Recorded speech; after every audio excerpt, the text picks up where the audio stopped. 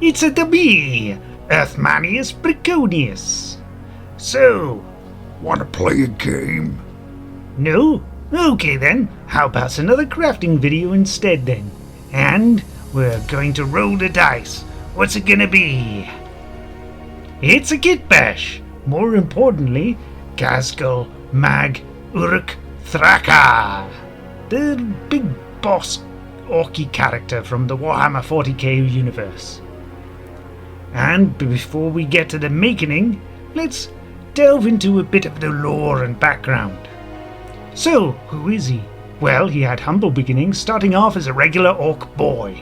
That was until he suffered from a particular small type of ailment, known as a bullet. Now, a bullet that exploded half his cranium. Now, this is what's usually clinically described as a fatal injury, but a nearby mech replaced the missing head bits.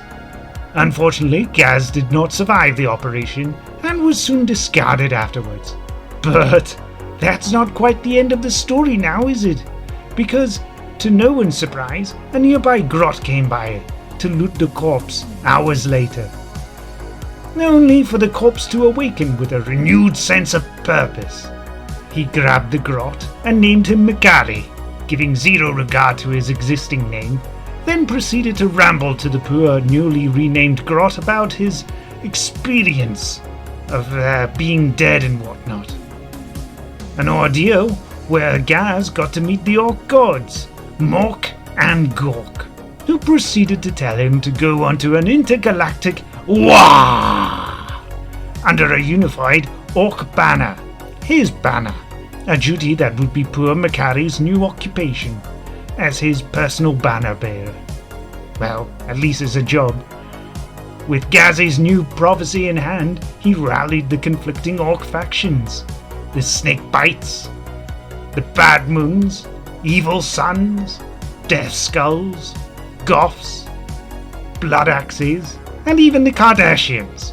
Okay, maybe not the Kardashians. They're too orky for even orcs. Anyway, getting to build massive rockets and spaceships to start a huge campaign that still lays waste to many planets. He's known for his unparalleled cunning combat skills and his epic battle armor. Quite the brute to boot, and easily the most famous orc in the 40k universe. But that's enough for the background on this crazy character. Now it's back to the build. To start with, I used Wahapedia to figure out the size of the base he needed to be on.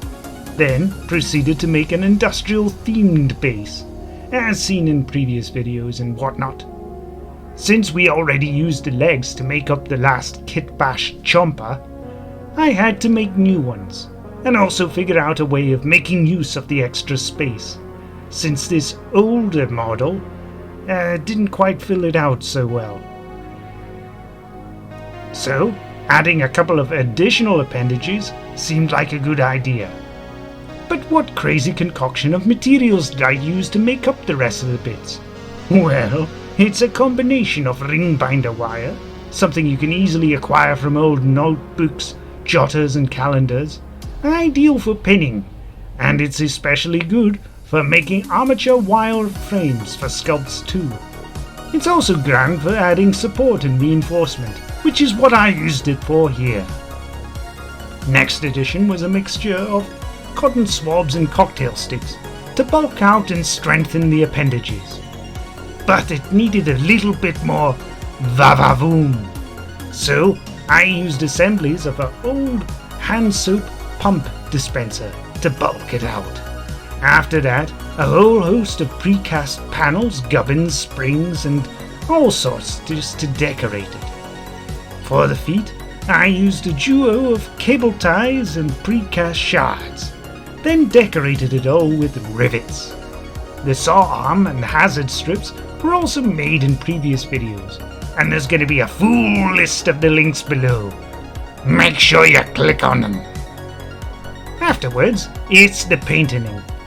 I used brown oil paint, then stippled white house paint, and finished with a light dusting of orange acrylic.